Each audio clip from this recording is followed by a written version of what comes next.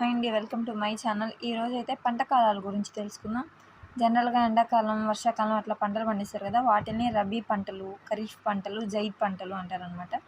రబీ కాలం అంటే ఎండాకాలంలో పండించే పంటలు. వీటిని మనం షార్ట్కట్ ఎలా గుర్తుపెట్టుకోవాలంటే, సూర్యుని మనం రవి అంటాం కదా, అలాగే రబీ పంటలు అంటే ఎండాకాలంలో పండించే పంటలు అని గుర్తుపెట్టుకోవాలి. అవి అయితే గోధుమ, బార్లీ, బఠానీ, శనగలు.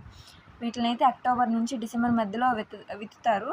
వాటిని పంట కోసేదైతే ఏప్రిల్ టు జూన్ అనమాట, రబీ పంటలు. అదే ఖరీఫ్ పంటలు అయితే ఋతుపవనాలు ప్రారంభించినప్పుడు అంటే జూన్ అలా నాటుతారు. సెప్టెంబర్ నుంచి అక్టోబర్ మధ్యలో కోస్తారనమాట. ఖరీఫ్ పంటలకు ఎగ్జాంపుల్స్ అయితే వరి, మొక్కజొన్న, జొన్న, సజ్జ, కంది, పెసర, మినుము, పత్తి, జనపనార, వేరుశనగ, సోయాబీన్ ఎట్సెట్రా అనమాట.